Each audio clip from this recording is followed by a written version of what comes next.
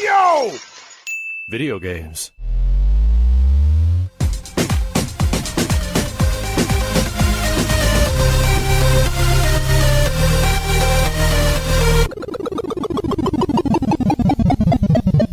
What up, dudes, and welcome back to the Yovideogames podcast. I'm Matt. And I'm Andrew. And once again, thank you to all generous patrons who kept us going for over 400 episodes. Yeah, if you're interested in becoming a patron at any level, please check out patreon.com/Yovideogames podcast. Dude of the week is Waffle House Regal. Thank you, Waffle House Regal. It's a great name, and I believe they've been Dude of the Week in the past. And hopefully both of those things will happen in Tekken 8 someday. Oh, well, I mean, we need a Waffle House just in every stage game. Yeah, stage in a Regal. Anyone that's from the States knows that a Waffle House is where the fights happen in real life. There's no fights at street fights. Nobody wants to mess up their cars. It doesn't happen on the docks in front of Navy ships. No, Waffle House. That's where the fights happen, at least in the States. I don't know about everywhere else. But a lot of interesting news happening. But I think one thing that we should cover for just a minute is less than a couple of days after the podcast came out. It was Square Enix announced that they were no longer going to do money hats. They weren't going to do. They cut a bunch of jobs from the U.S. and the U.K. And Naturally, they came out and just flat out said it. They said it in the investor Q&A too. I'd like to clarify. 16 Rebirth and Foam Stars, all of which were PlayStation exclusives, all of them underperformed. Yeah. And he said, specifically towards 16, it sold well out the gate. That first month sold great, but then it plateaued. It just stopped selling, had no legs. Which we all saw all happening, but Final Fantasy fans, Sony, fanboys, it was just so weird to me to think that they're still console warriors to this day, which it's like, oh no, it makes total sense to me. It makes more sense to me now than when I think back into the 90s or 2000s. Defending your console of choice is like defending your landlord. As Os Knight, so brilliantly put it in my chat. It's basically like going to bat for your landlord. Yeah, I could see that. I think the reason why now though is people want a win. Things are so difficult right now. Just right, but I mean, okay. Well, here's the thing: do we need a win from the company that just reported they were up year over year in every field and category, including profits, and still fired nearly 1,000 people, including people from their best studios like Insomniac and Guerrilla Games?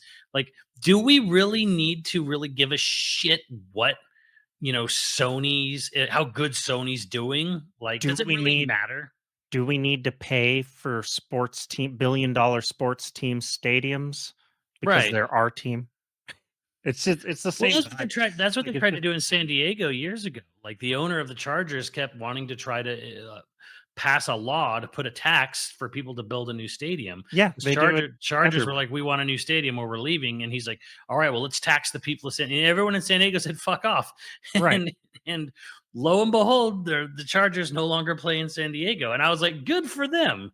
Good for them. Yeah, who cares that they don't have an NFL team anymore? They should not be floating of a billionaire.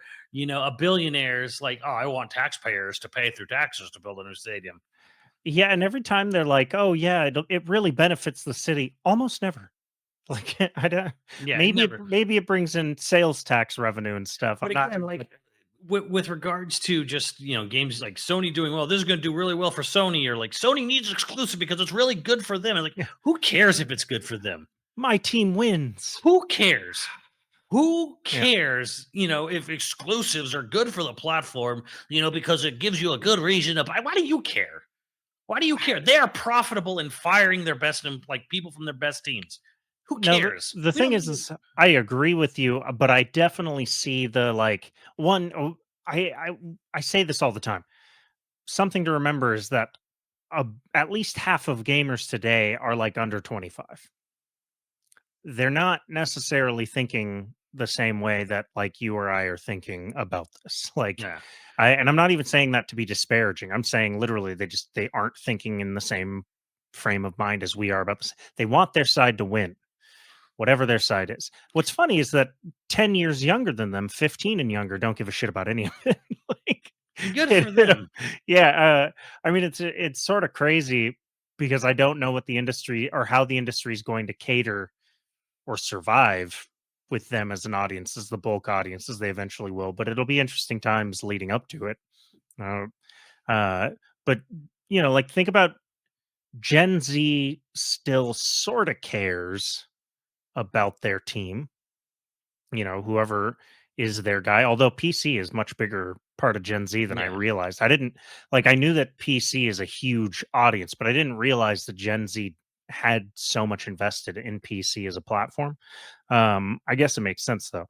But this is all Right. Well, I mean, Square's aside. realizing something they should have years ago, and this goes for Nintendo as well. Like having Nintendo exclusives, also dumb. Uh, because really, at the end of the day, it's just kind of like you're just kneecapping your sales potential. And there's the other takeaway here: Final Fantasy as a brand is dying. Okay, it's dying. 15 was its big moment where it was still really big and popular, and it was multi-platform, PC, Xbox, PlayStation, same time, sold a ton. The most money-making Final Fantasy in North America is 15, 10 in Japan. Um, and they decided to go back and get and take the bribes from Sony. And guess what? The audience didn't follow them because at the same time as Square is posting this, Sony's posting their things and saying they have 59 million PS5 sold, or Yeah. almost to 60 million PS5s sold, and 3% bought Rebirth, maybe around 3% of the people who bought a PS5 have bought Rebirth. The audience didn't follow them. Like Final Fantasy just doesn't carry the name, the weight, and Square has no one to blame but themselves for taking that bribe from Sony, because the curious potential audience, the millions of people on PC and and some on Xbox, um, are no longer there, and they can't be there. They're just completely locked out of the whole thing, and it's spend half a grand, spend $600 to try this Final Fantasy. No, no, I don't think I will. Yeah, it makes me curious what the conversation was because you see online where people are like, "Oh, it's an honor thing. The Japanese take the Japanese," and I'm not sure that I buy that. I like, you know, Here, well, here's what I kind of have sort of let's say I've surmised. Sony paid a lot of money, yeah, a lot of money. that's what I think it is they paid a lot Okay, of money. they paid a lot of money, but here's the problem with that a lot of money. It's paid, probably once, and it's having way more of a damning effect going into the future than it does now because it's weakened their brand. They took a bribe from Sony to weaken their brand. Their brand wasn't strong enough to pull people into the system, especially when they know eventually a PC version is going to come eventually. But it's not strong enough to pull them in there. So now they've weakened their brand where people, I don't know if I'm gonna say, I don't know. And people have a wealth of options now too. We're not in an industry where, even in 98, which a ton of games came out in 1998, a ton of great games, right? Mhm. But like even in those years, there's more games coming out every day, now.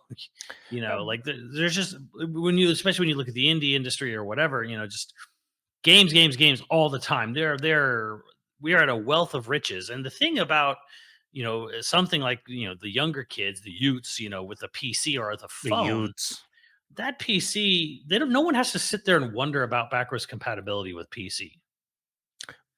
right? Yeah, When you start running into backwards compatibility issues on PC, we're talking games that are like 30 years old. yeah.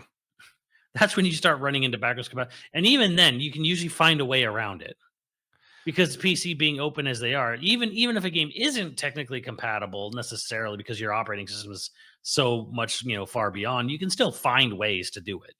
Yeah, usually there's something available to make it work. Yeah. Yeah, which Um, there's no option on that on console, really. Yeah, I mean that's another thing that we talk about now is like they're all off the shelf parts. It's no longer like Yeah, a completely unique architecture, um, and that is a good thing. And actually, what I think is when there was a completely unique architecture, there was better argument for why exclusives existed because I don't certain think. games literally ran better on Well, other I systems. think that that is true, but that's a long time ago. That's longer Right. ago. I think it's longer ago. I mean, yes, PS3 PS3. Yeah. had a CPU that was unique, but it didn't. That didn't really. By the PS3, even having a unique architecture was actually more of a hindrance than a help, because multi-platform games would just run better on 360 most of the time. Right. Just because you have to go back to the 90s when the way CPUs and GPUs were developed for SNES and Genesis were so totally different from what PCs at the time were, that it took PCs couldn't even scroll. Like scrolling was a thing most PCs wouldn't do in the early 90s. Right. Like games wouldn't just wouldn't do that. Like they were just built different, like Yeah. like in all ways. Yeah. And then it only started becoming when the 3D era hit. That's when PC started to be like, jumping in, Voodoo cards, Pentium chips, that's when PC would have the advantage. But even then, like something like the N64 was like decently comparable to what most affordable PCs could do at the time.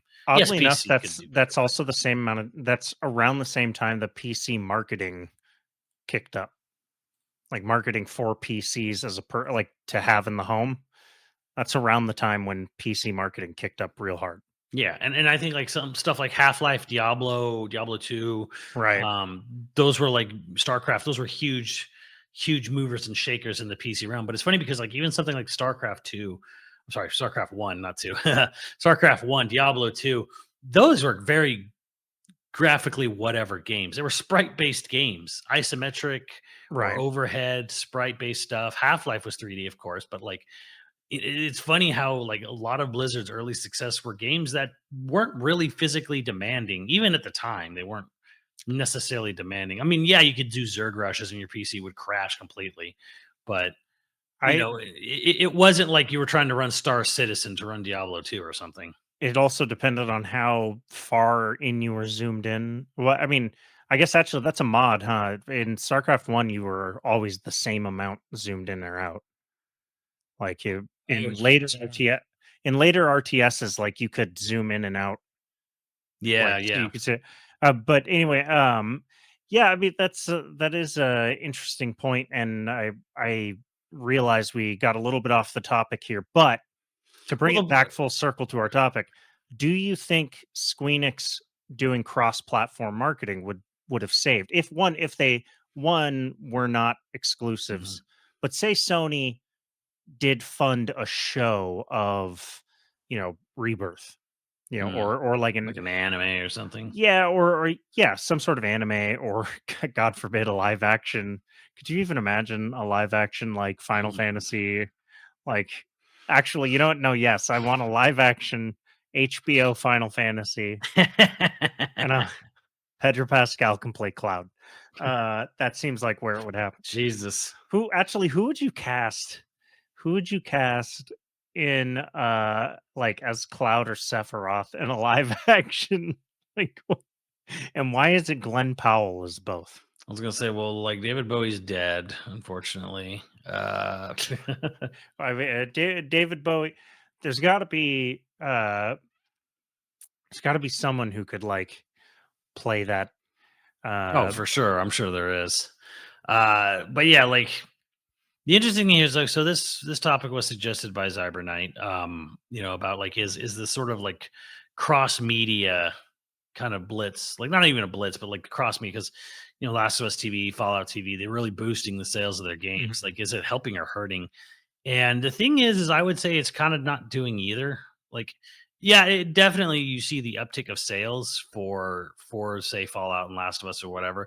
But like the thing is the shows kind of have to be good. right, And when they're not, you get Halo.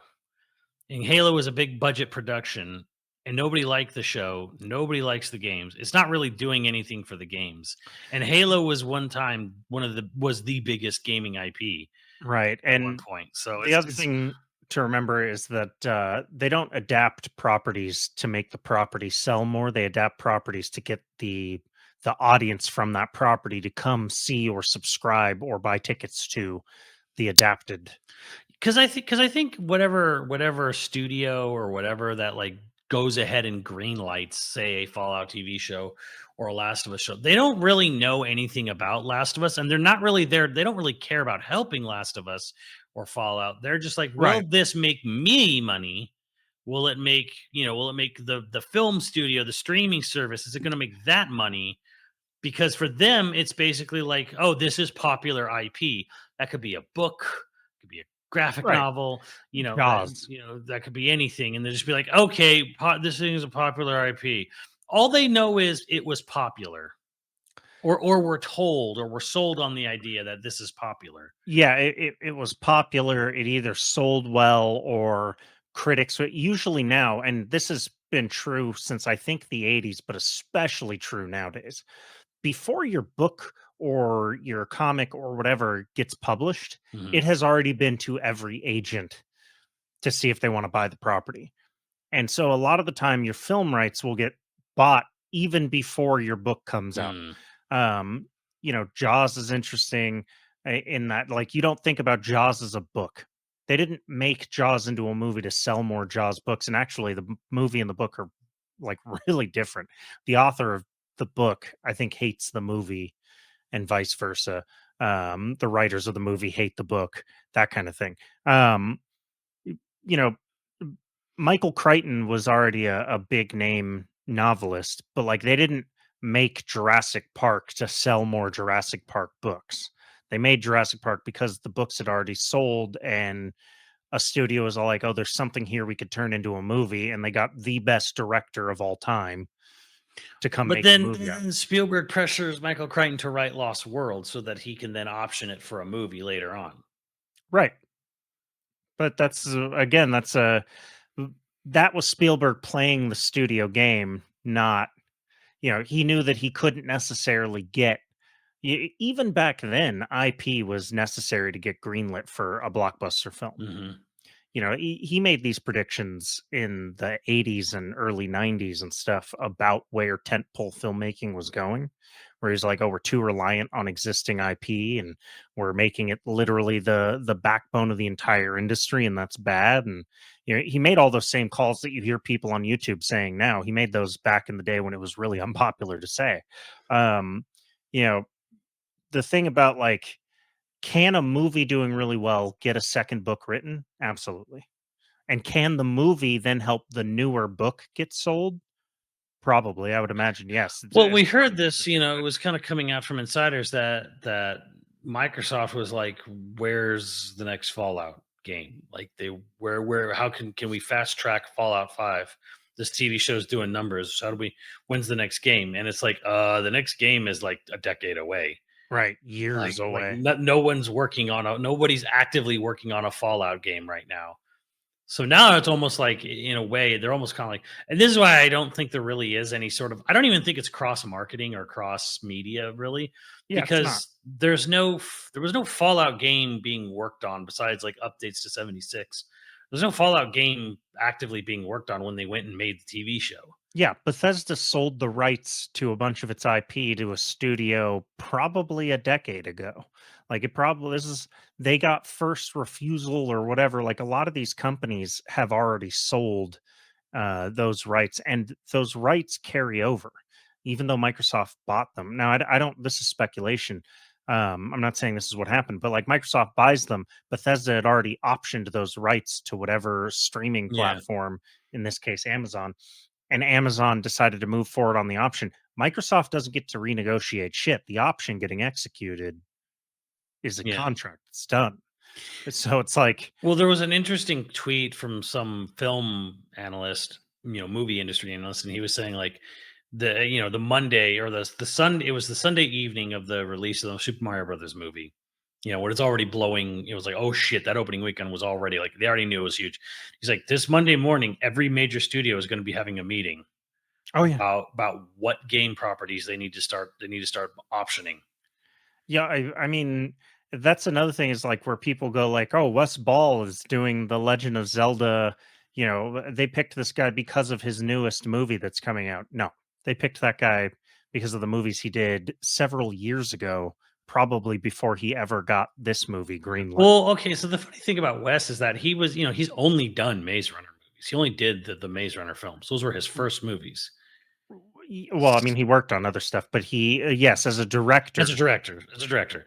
So it's super rare for a new director to do 3 back-to-back films in the same franchise and get brought over to continue on. Like, that's like Matt which Reeves means doing the old which Kingdoms films and stuff like that was which rare too. means that he gets along well with the studio system. They like him. And I don't really remember. I don't remember how well the Maze Runner movies even did, but they must have done okay enough for them, They're rebooting him, so they you know, must have printed some sort of money. some sort of money. But and he didn't fuck up Kingdom, by the way. Like I know this is, I mean, I saw Kingdom. I actually really enjoyed it. Um, I haven't seen it yet, but everything I've seen on it is mostly positive. Like there's criticisms, but like it's mostly like, oh, no, this dude's got it. it's probably it's better than James Franco one. That's the Rupert Wyatt film. Right. It's better than that one. It's probably pretty close to War. It's kind of feels like a bit of a retread of War in some way, like in reverse. Right. Um, The two ones the next two in that trilogy were done by Matt Reeves, right? Matt Reeves, both Matt Reeves. They Yeah, very much feel like it. yeah. I mean, that dude has a style. He oozes it.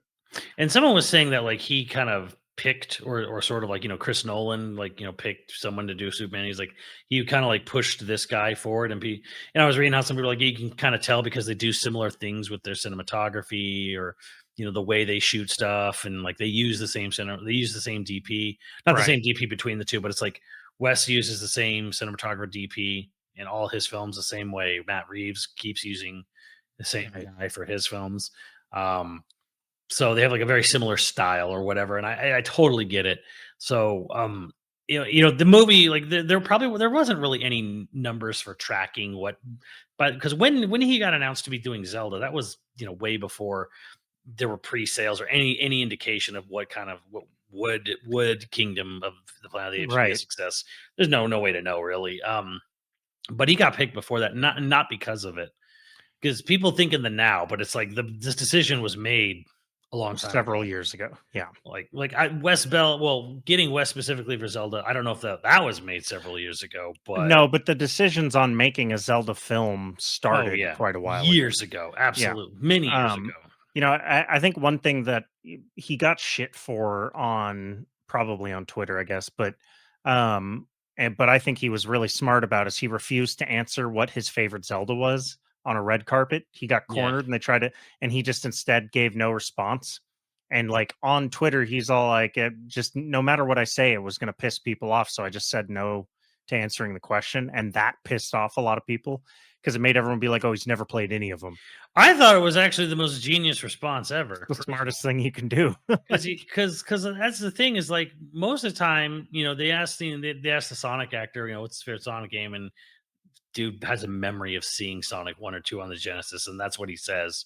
Right. And he came out and said, like, I didn't play Sonic Adventure 2. I tried to play it on like a modern console, but the controls were awful. He said, Right. so I just watched the cutscenes. Which he's right. He thinks like, man, if I had a Dreamcast, I could probably have played through it. I'm like, no, you couldn't have. Sonic Adventure 2 controls like butt.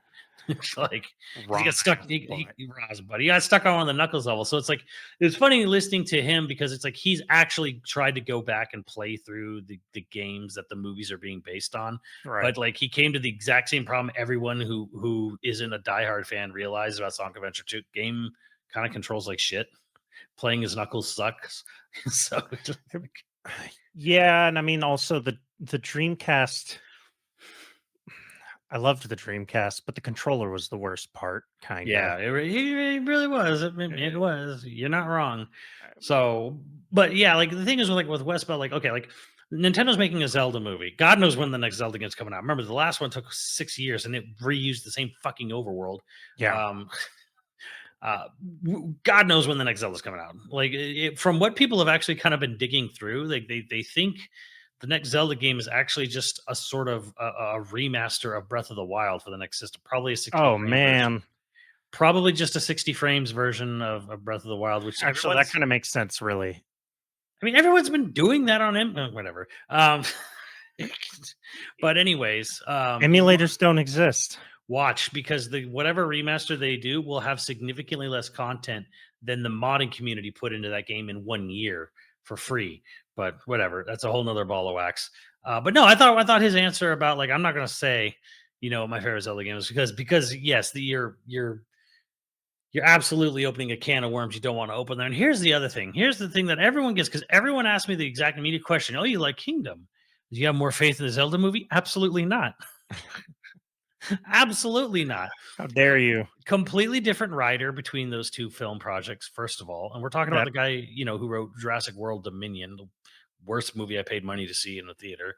Period. He's one of, like, the Morbius, like I think, was it the producer of Morbius and some other crap. This producer, and it's still, obviously, you're gonna have two things going here. You're gonna have the movie studio producers, and you're gonna have Nintendo, who's basically another set of producers. And they're going to be this is going to be a producer driven film completely, because everything Miyamoto says or doesn't like, he will get kicked out of that film. That is going to be the terms of this film getting made, is that Nintendo will have veto power over everything. so the thing is I think you're right. I think it is producer driven. I do want to give him the benefit of the doubt because um I you know, think he'll try to shoot it as well as he can, but the story is going to be trash. Like, who knows what's going to happen with the casting. Miyamoto does not know how to write narrative. Miyamoto hates narrative. Like, Miyamoto's idea of narrative is basically the equivalent of a Popeye cartoon. no, So, that's true. He's openly said that he thinks that it gets too much attention, right? Isn't that the guy that said that? yes, yes, Yeah. he does not like narrative and text in games. Like, I the thing is I sort of hope yeah, I hope that they'll be able to keep the writer on track. I don't give a ton of hate to the writer, because of his previous movies, because all of his movies have been huge studio very films, and it's not, studio tentpole film. So God you know, knows how many rewrites it went through. and how many creative executives had their feel. This is a really brilliant idea, and it has to be in there. If it's not in there, you're fired. Well, then yes, sir, absolutely. It's the smartest fucking idea I've ever heard because I want to eat tomorrow. Like I'm not like, and I'm not, saying that that makes them excellent writers, but you also don't get to that level without being a good writer. So you literally, they probably aren't a bad writer. It's also just like how many cooks are in the kitchen. Um, but what I will say is that I hold out hope because I want it to be good. I think that there is hope because Westball has navigated that studio system and has navigated studio driven, creative executive puppet masters hanging Mhm. over him. Um, I sort of have hope. I I think want to it's just say, fair like, to put have a hope. I want to put a name to this. His name is Derek Connolly. Um, he is, is the script writer for the Zelda movie. Again, he's Colin Trevorrow's go-to script writer. So he wrote scripts for all three Jurassic World movies. Kong Skull Island wasn't too bad, actually. Um, and the Detective Pikachu movie. I definitely have issues with the writing there. But plot wise, it kind of worked, I guess. And he wrote Duel Star Wars Episode 9 Duel of Fates. That version of the script is not really what got made at all. Because again, he wrote the script for Colin Trevorrow's Episode 9 that didn't get made. Which I Right. have read, and it's not great.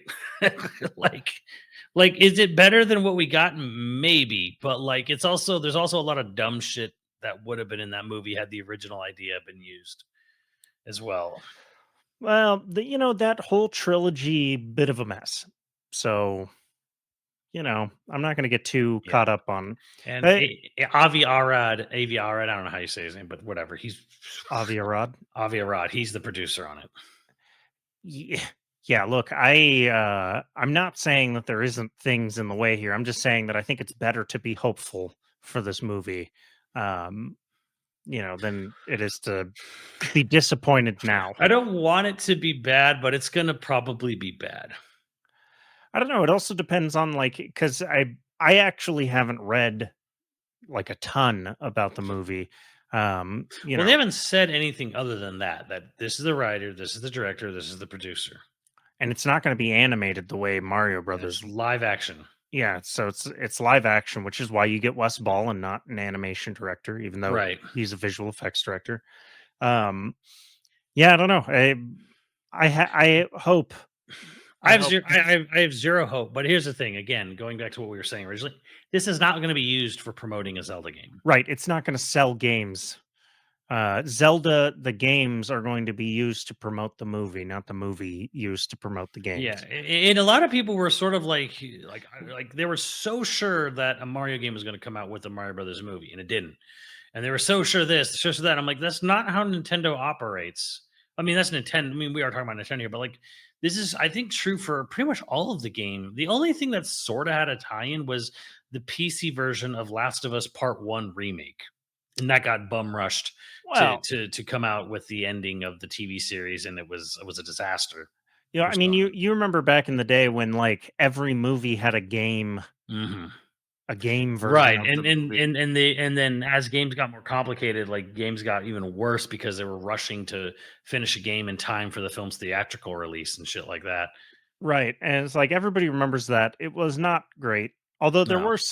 there were some games oddly that were good games. Yeah, there's weird stuff too, because this goes all the way back to the early '90s where, like, Aladdin was supposed to come out at the same time as the movie, and it didn't, and it was kind of like a huge problem, and they basically rushed to meet it for its VHS release, but, like, that beautiful ass, Genesis Aladdin game was like a rush job, but, Right. it was mostly because Disney was like, "Where the heck's our tie-in product?" Right. Yeah, you know, it's weird when you think about like the eras of marketing. There was a decade basically where tie-in products were the number one thing, whether it was a Happy Meal or it was like, Lego set. I think tie-in specifically to a specific movie or whatever. I think that's more the '90s, really, honestly. Because remember how it's legendary how Sonic the Yeah, Hedgehog 3 had to come out in February because they had a McDonald's Happy Meal toy line scheduled for it. right. The game wasn't done, so what did they do? They split the game in half, sold the second half in September called Sonic and Knuckles, and That's had a right. lock-on cartridge to finish the rest of the game. And like, yeah, apparently the story goes like, why did they not just delay the whole game? Like, well, apparently because of the McDonald's tie-in. Right. Yeah. And here's the thing: this is specifically why Pokemon games are still rushed out. Apparently, because apparently the company as a whole says we have a schedule, and when we introduce a new series, new starters, new set of Pokemon, that game needs to come out, even if it's in no way, shape, or form ready to come out. It doesn't matter, ship it because we have basically set up all the merchandising and the anime and all the tie-in stuff, all the clothing and plushies and whatever. These are all set to come out this year. So Pokemon Violet Scarlet, you need to come out in November. I don't care if you're ready or not. You need to come out because that's when everything gets on the market. The game itself is the cross-platform marketing. Right, the game itself, exactly. The game itself, Right. because the game itself will probably have less return on investment than all the plushies and the t-shirts Merchandise, yeah. and I'm trying to think of one single show. Well, I guess it would be the Cyberpunk 2077 show. Edge Runners is probably the most successful in terms of trying to get people back onto the that game, probably right? turned people around on the game. But the thing is that thing was, again, going back to what you said earlier. When they made Edge Runners, that was decided before the game came out. Right. Like Because it takes years to do animation. you Yeah. don't just have this and just plan. Oh yeah, yeah. Well, the game's bombing. Let's make a really high production anime. Right. No, like the anime was already planned, already being worked on in some capacity. The game came out and it was like, oh shit, this is going to Like, probably tank the anime, but the anime turned it around for them. yeah, they didn't make the Castlevania animes to sell more Castlevania games. Yeah, Really. because what Castlevania games, right? Right. Every few Um, years there's an old retro collection Konami farts out or whatever. But well, Castlevania is sort of interesting because it's like Konami is actually finally seeing that there's things they can do with their IP. yeah, Konami's definitely in this like, oh crap, like people like that old stuff. What do we should do something with this. Yeah, it's like some executive got hired and was like, "What do you mean we're not doing anything with all this stuff?" Um, I don't know if that means that we'll get games again ever, but Well, the problem, we just had a Way Forward Contra, sort of like a remake of Contra 1 come Operation Galuga. It's Like not the last bad. when's the last Castlevania game come Right, Brad. that come out? Never. The last new Castlevania? Oh Right, god. so it's not like that I show's think gonna have some positive impact on. I honestly think it was that 360. Remember that multiplayer 360 game? Yes, That yes. weird 360. I think Was that the last one? that was the last new Castlevania game. I Wow. either that it was either that or Lords of the Fallen 2. Not Lords of the Fallen, that's another game. Uh But Lords of Shadow 2. right, yeah, so the point is, like, none of these properties, like, however expensive they're made, are made to make money on their own, are made to Yeah. do things on their own. Yeah, Um, I think Castlevania, Halo, these are all like really big examples of like either like flopped or successful TV shows based on a game, but they weren't made to sell a game. They weren't really made to sell a product. You could argue they do exist to keep the IP alive.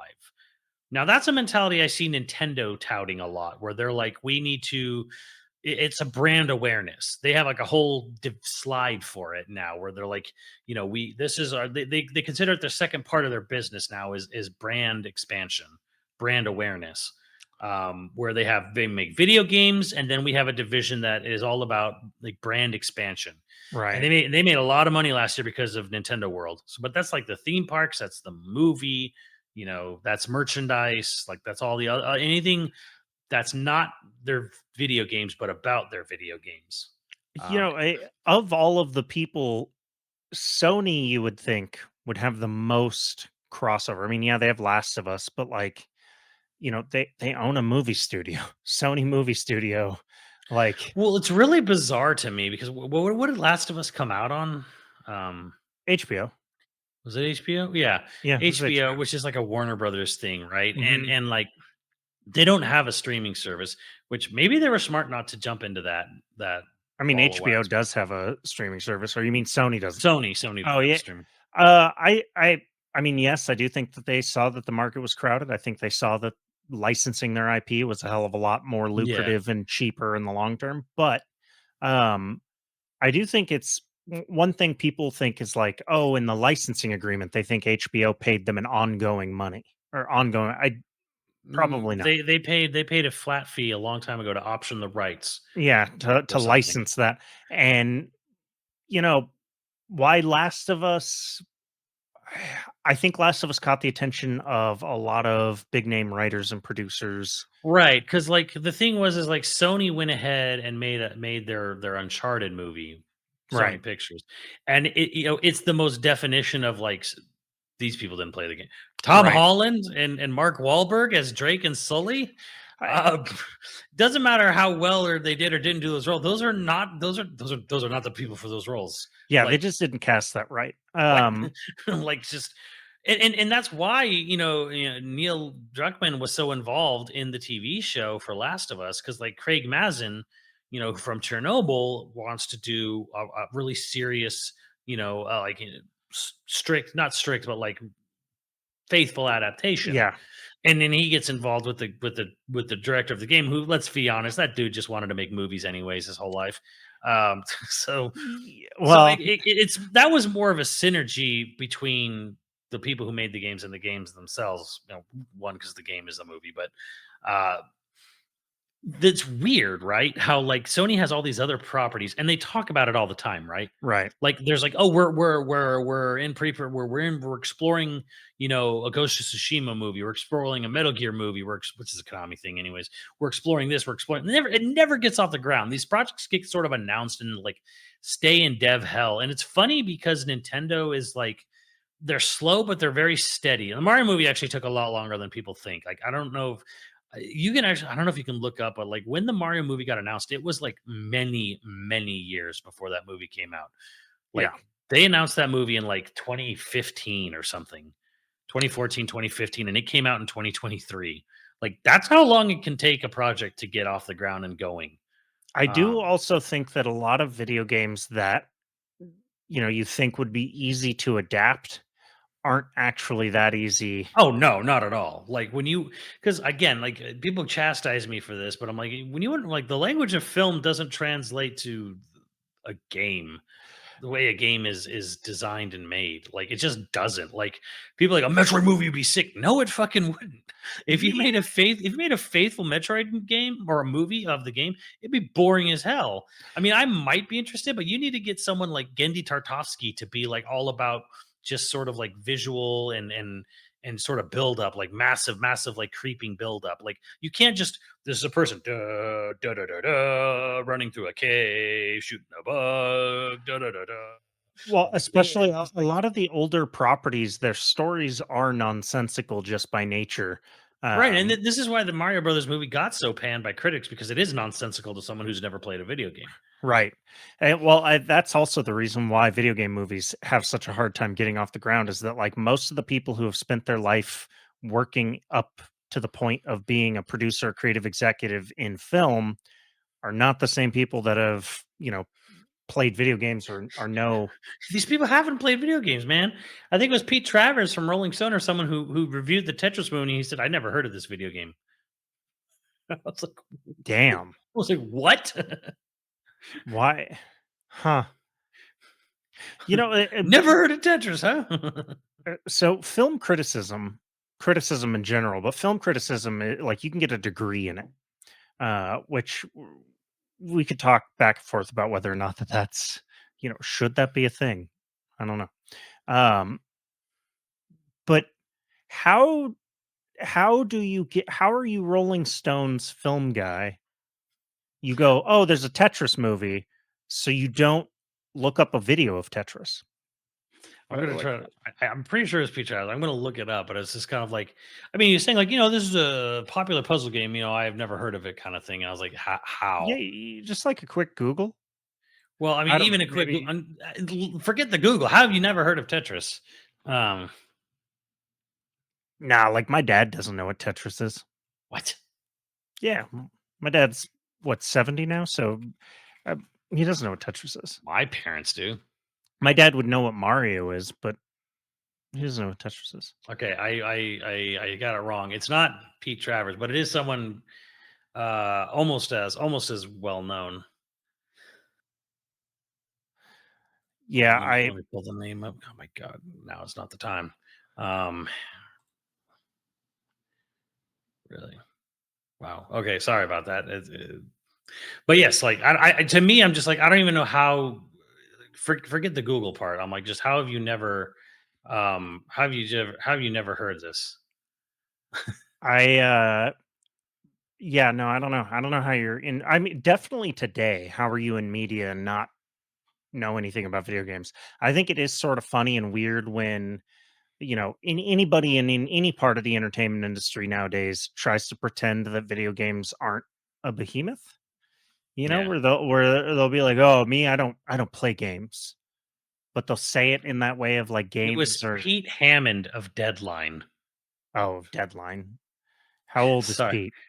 I don't know. He's probably pretty old, He's but 85 and barely hanging out. No, I don't know. Pete Hammond of Deadline, which to me, I'm like, okay, that's basically in the same realm of Rolling Stone. I feel like we're Well, we talk about this every now and then where it's like that guy from the LA Times that tried Kingdom Hearts that they cut him in front of everybody in line and then he stood there fumbling around because he had never held a controller before and he was at E3. He was at E3 from the LA fucking Times and the LA Times was all like, "Yeah, we're going to send our top media critic to E3 and he's never held a controller before." Like, damn, that that's happened. You witnessed it. yeah. We were standing there. That's the same line we were standing in where that one guy was walking by. He goes, "Fucking weeaboos!" Fuck. Te- he yelled it at all of us in line for it, and then we all had to stand there awkwardly while this man was getting shown how to hold a controller and use a controller. And then he never left the main, like the first starting area of the The game. funny thing was is this happened again in 26 or before in 2016. Breath of the Wild had a very strict amount of time limit and people who could play, and I Mhm. probably shouldn't have been in there. But like, I got an extra 20 minutes on my half hour because the guy they put me behind was USA Today back when Oh man. they were still around.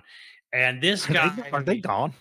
I think so. I don't know, but it was USA Today, and this dude was worse than the Kingdom Hearts guy from LA Times. No shit. Like he he couldn't really move Link. He had trouble using the analog stick just for movement, let alone anything else. And he played about 10 minutes and gave up and walked away.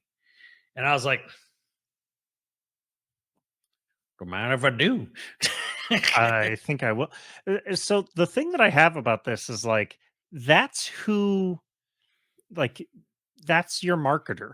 Like that's the type of attention you're trying to get for cross platform marketing. Like you make a really good TV show, like you're trying to get those people, not the people like the people who played the game and love the game. You sort of take it as a given are going to buy tickets to this thing. That's why IP is bought.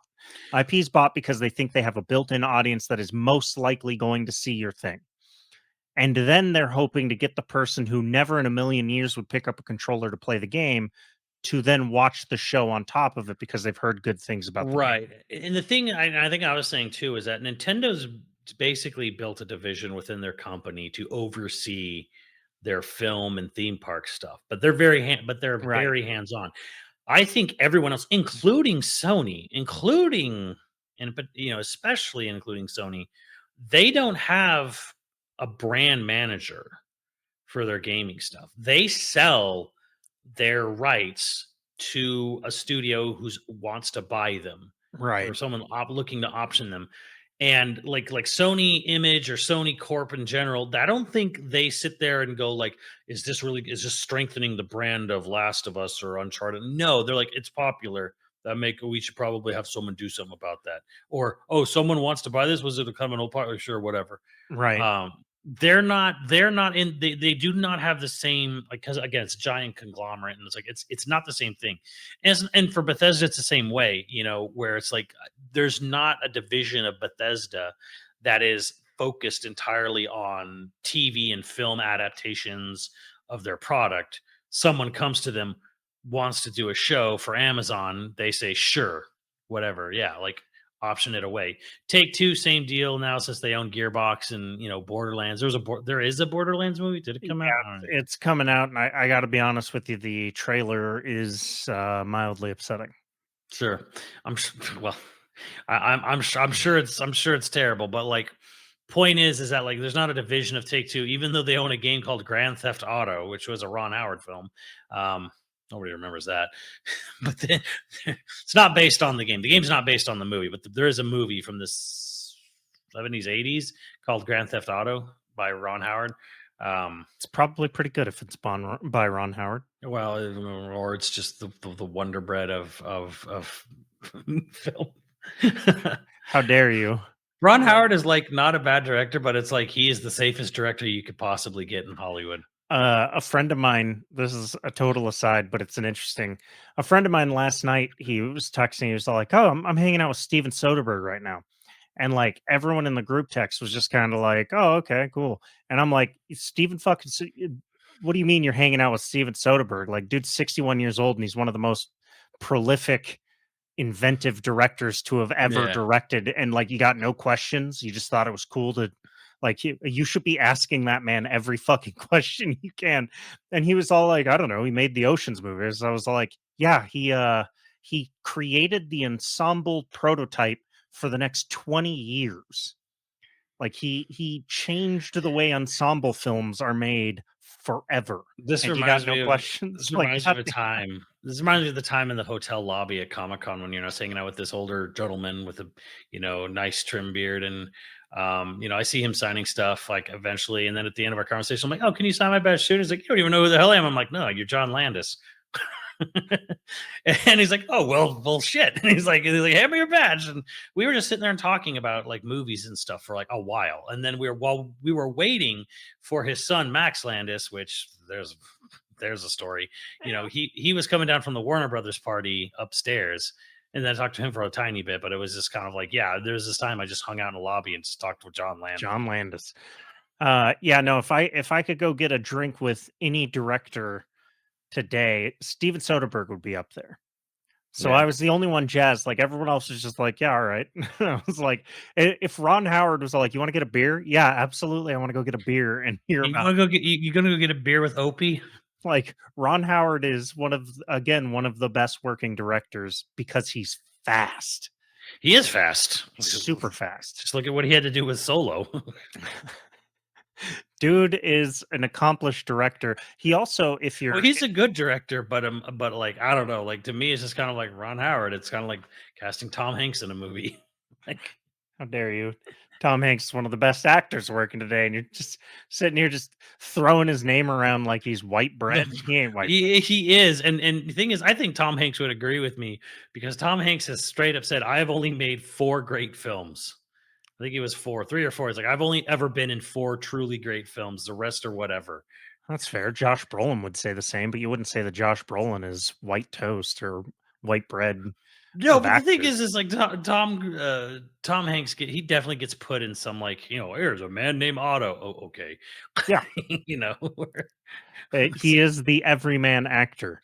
like some of his roles he takes the roles because they're fine easy roles or whatever. But it's like like when Tom Hanks is on, you might get like like a industry best. You might get a like all time best performance out of him, or Oh you yeah, just you could just get like you're Tom Hanks being Tom Hanks, or he's never bad. Is the thing. He's never bad. well, yeah, that's the thing. It's like I don't want people to I don't want to think like, oh, like Tom Hanks. I'm equating him to like Neil Breen or something, but like, no, I like he's a very good actor, but like even he would tell you like I've only done like 4 great films and I've done a lot of just whatever other shit. I'll give a here's a side thing about Soderbergh. If you're ever if, he's made zillions of movies. I mean, he made Magic Mike. He made like Oh, he's did made he? yeah, yeah, yeah. I was Steven Soderbergh. I mean, I know who he is. I didn't know Magic Mike was part of Um, it. he's made like he's run the gamut of films. But one interesting thing is if you watch his first act, he will always every single one of his films has its own visual language. Most Hmm. directors will create a single visual language and use them throughout, all of their movies. Soderbergh will show you, he'll basically teach you the language in act 1. He'll build on the language in act 2, and then he'll use the visual language to like compound the climax and like make it all work in act 3. And then he doesn't use that language again. He just Like he just moves on. Um the Oceans movies, he is one of the only directors ever to make the most entertaining part of his movie the bullshit, the stuff that nobody wants to hear, why am I blanking on the word for this now? Um, the info dump. yeah, He made the info dump entertaining in the Oceans movies. When you think of the Ocean movies, it's all the montages leading up to the heist. It's yeah. almost not the heist that you care about. Mm. Um, I I don't exposition. Fuck, thank you. He made the exposition the entertaining part. There's not a lot of directors It's that can funny do that. because there's people in game like who get really into game stories and they're there for the exposition dumps. They're not even there for the rest of the story. Sure, yeah, that's true. Yeah, I don't know why that isn't. It's because we grew up with the pamphlets, and that's just an exposition dump. Yeah, you're Um, right. But you go watch a Soderbergh film, even one of his bad films, which I'm not sure that I've ever seen one of his films be bad. I think the worst I can say is that they weren't interesting compared to the other ones. Like, but even in those films, he does that. And you're just like, oh, he plays with color. One of his favorite hobbies is to re edit other people's movies to try and make his own style purely in the edit. Huh. And it works.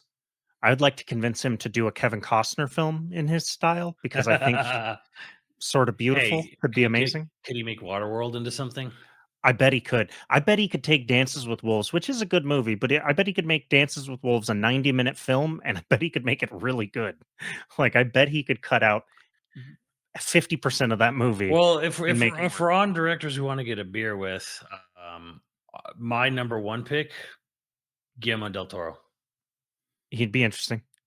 Yeah, he'd be really Every interesting. time I've seen that guy speak, this is like, oh man, this guy feels like he looks like me. He feels like Same talks like me. sensibilities. Oh my god, yes. Like, he has the same like he loves the same movies I do or whatever. Like there's nothing quite like going to a panel. I forget who it was. It was Guillermo del Toro, and I think Robert Rodriguez. I forget who the other He's supposed to director be a was. real trip to hang out with too. Yeah, yeah, all they both of them, Robert, yeah. and so they get in there like, oh, everybody, welcome to Comic-Con, we're making this movie, and I'm gonna make this thing. It's gonna be fucking great, blah blah blah. And like every time I look at an end of this film, I just get the biggest shit-eating grin on my face. We're gonna roll the trailer for you, and he's like, oh, what's this? And like he's saying, oh, what's this place card say? Please be aware. There might be children in the audience. Keep it to PG-13. Like, oh shit! He says the lights are dimming. Like, and the mic is still hot. I'm like, sort of surprised. Robert Rodriguez did Battle Angel Alita. yeah. And the thing is, like, it has a lot of people are fans of the film, and I'm kind of a fan of the film too. But the biggest problem with the film is that it 30% of the script was gutted. Yeah, it needed more. I'm just surprised he never did a crossover for a video game. Like he seems like a good director to choose for Mhm. that. Yeah. Um, Yeah, and he's been doing a lot of Star Wars stuff lately. But yeah, like it is interesting that like you would think honestly, I would much rather have had Robert Rodriguez's take on fucking Resident Evil. Like if they were gonna make an RE4, I think Robert right. Rodriguez would have been a really good actor Would have been a good to choice, pull. yeah. Or Guillermo del Toro because he's actually like from Spain. He actually filmed the whole movie in Spain. And he You would have know. got the goofiness. Oh yeah, totally. Like you would have Huh. caught the goofiness and the creepiness too. But um I think yeah, Robert Rodriguez would know how to bring the cool factor in.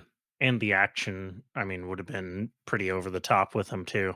Um I to bring it back to the topic to finish up, because I know we're at the end of the episode. Are crossovers worth it in terms of investment? No. I don't think that there's any video game company that looks at a crossover as an investment to sell more games. Are they worth it as an expansion of the brand overall? Maybe. Because Todd Howard probably would say that the Fallout brand is stronger than it's ever been now. Right. Druckmann would say that Last of Us has achieved a pinnacle that no other video game has achieved ever, but he says that about that game just generally. But the point is like for the brand, yeah, I think Sony is extremely pleased that Last of Us has achieved this sort of like this position. I don't think they're as pleased as they would be if they made it though.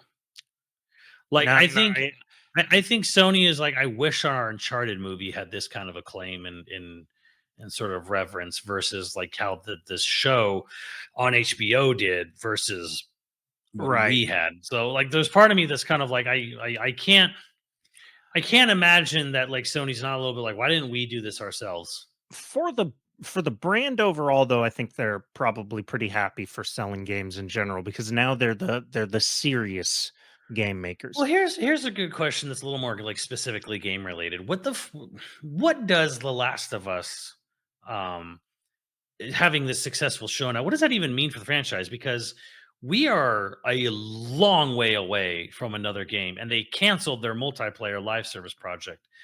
What does that even mean at this point? Like, because I think at this point, it's like, I guess season two is going to keep the brand in people's consciousness until they get around, however long it takes to get around to like, the part three or whatever.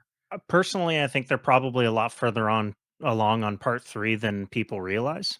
Mm, I think the show having the hit that it has had has probably added funding to and momentum to 3. mm. Um, I also think that it means that 3 has a very big chance of being a disappointment. Not Do because I think you 3 is going to be a bad game, but I just think it's Do not you going to. think the money and the success of Last of Us, the show, was translating into Sony funneling more money into, say, Naughty Dog? I'm going to argue Yeah. no. I'm Yes, going I to do argue no actually. because I think the game was already expensive. We found out from the court case with Microsoft that like it cost like $220 million to Yeah. make part two. I don't think they're going to be spending more on part three necessarily. And I don't think the success of the show means that they will either, because I think the part of Sony that's getting any sort of kickback from the show is not the part of Sony that's part of the PlayStation brand. Yeah, what I'm gonna say yes to is I don't think the game itself is going to get more money, but I think Druckmann and Naughty Dog is going to get more money, more attention. He could ask for more money, maybe. Yeah. He could ask for more money or like another Naughty Dog IP that maybe they weren't willing to risk on before now has Druckmann going like, well, we took a chance with Last of Us. He can now pull that line. Hmm. That's every creative ever pulls that line the moment they can. It's why you're always trying to outrun your next, or Yeah. your last project, right? Um, I I do think that there's a positive outcome here for Naughty Dog. I don't think it's going to translate to game sales. It might translate to more people buying a PS5 or 6 to get 3, Hmm. I think, maybe. and I think what you're saying, and I do agree on this aspect where it's like Druckmann can now come forward with a new IP, which apparently that's what they're doing. They're Mhm. apparently doing a new IP, single player new IP game first, and then Last of Us 3.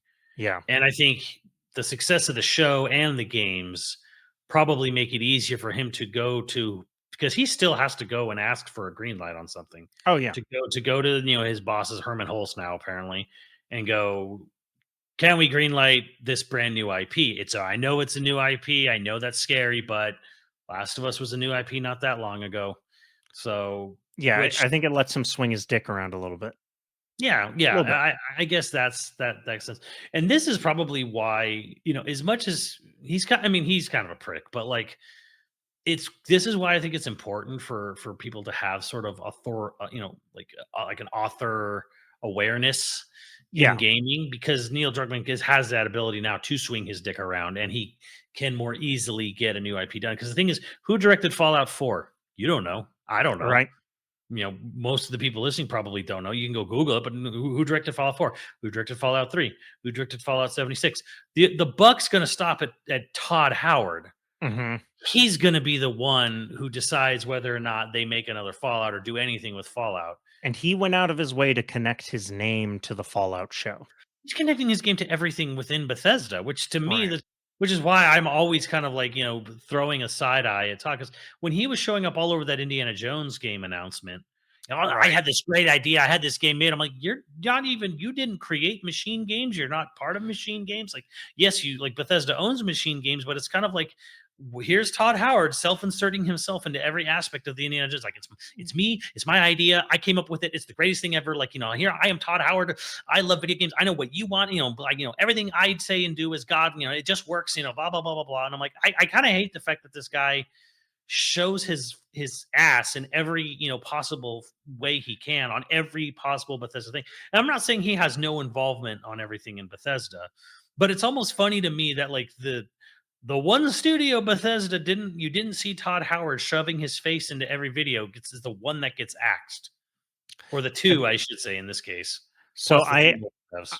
I'm going to take an opposite stance here because I do think, um, I think people doing this is, one, it's natural, but two, you need that celebrity creative at the heart of whatever company. Mhm. Um, it's the only way to build brand trust in a way that carries Mhm. over in a lot of Yeah. ways. You need someone to focus on, and I think for a long time, video game companies went out of their way to make sure that that couldn't happen.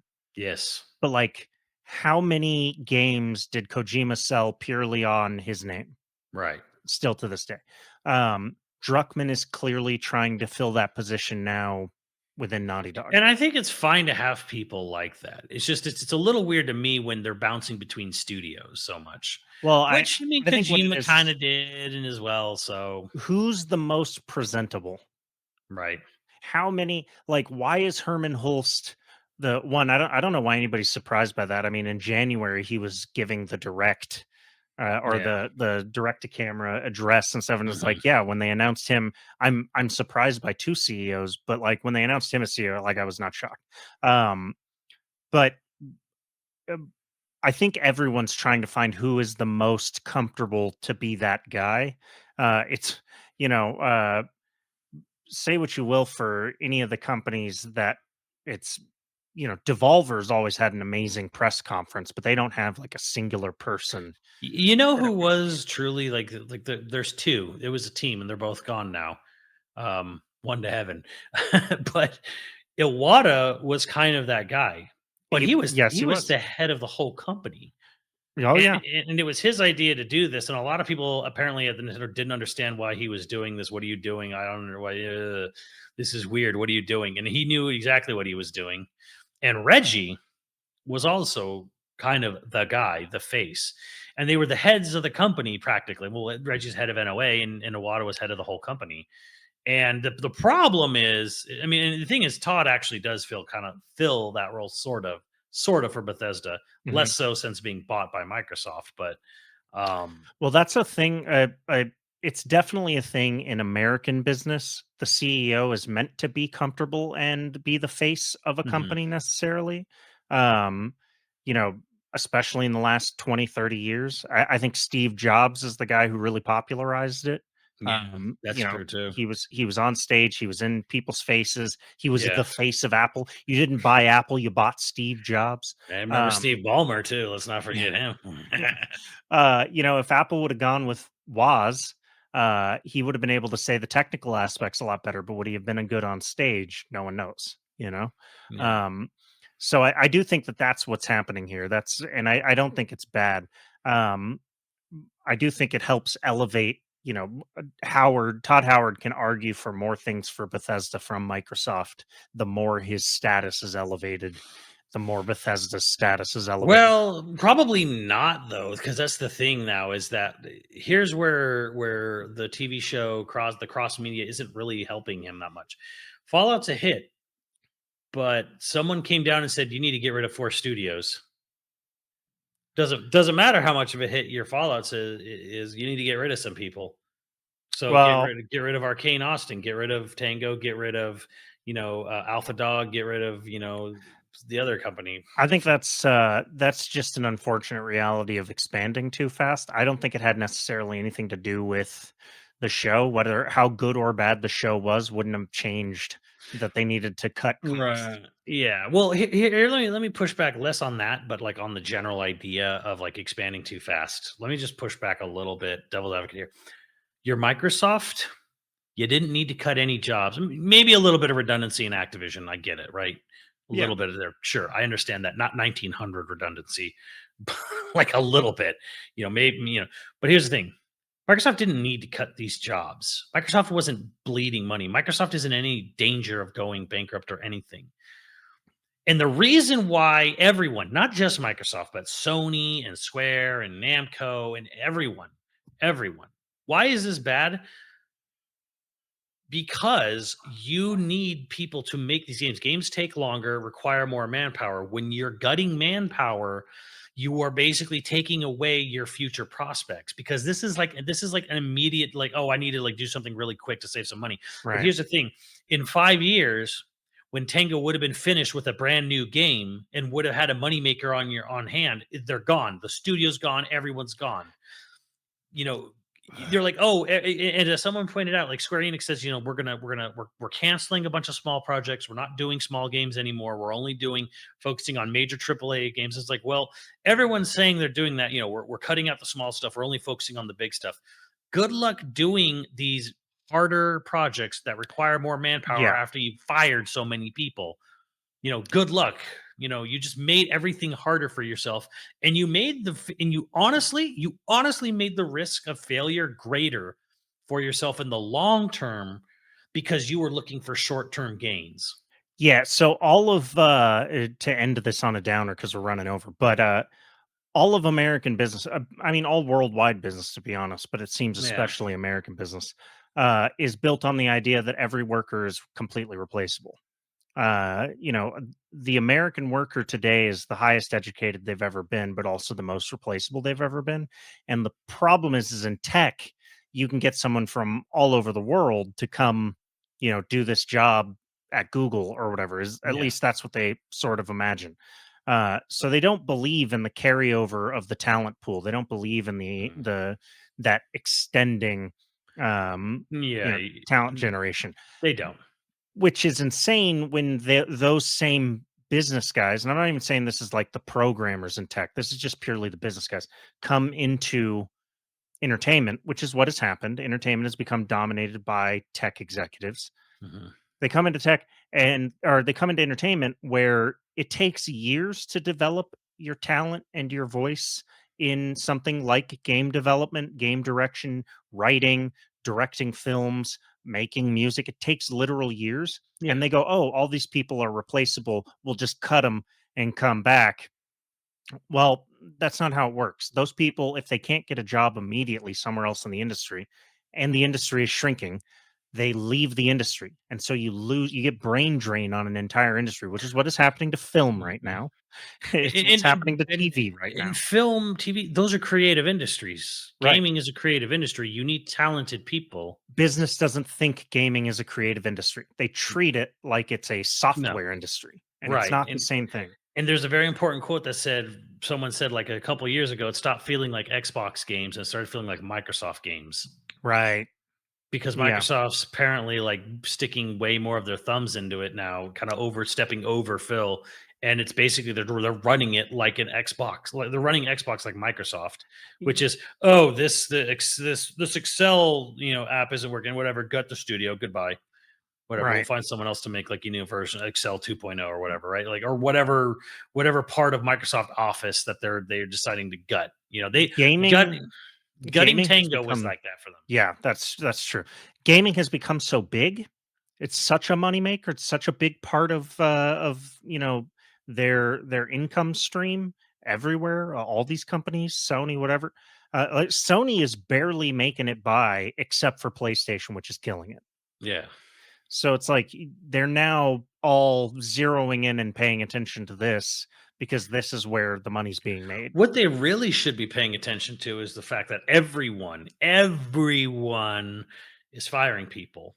Yeah, So what the entire game industry as a collective whole has basically said is don't bother learning how to make games. Don't bother getting into this industry. You're not safe. right, right. It's Just well, don't. Just don't like bother applying to us. You're not safe. You're better. You honestly probably better off making your own thing in a garage than working for us. They have all collectively come together to say, don't apply. You're not safe. it's super short-sighted, like all things corporate these days. Everything seems like it's super short-sighted. But on that note, we do have some producers to thank. If you're interested in becoming a patron at any level, please check out patreon.com/eovideogames podcast. Dude of the week was Waffle House Regal. And our producers for this episode are Osnight, Zybernite, Mutton Chops Johnson, Skurnami, Kroy 35, Hyper Viper 89, Hockey Kong 64, LCL Mayhem, and Ziggy Z. Thank you, dudes. We'll catch you next time. Later, dudes.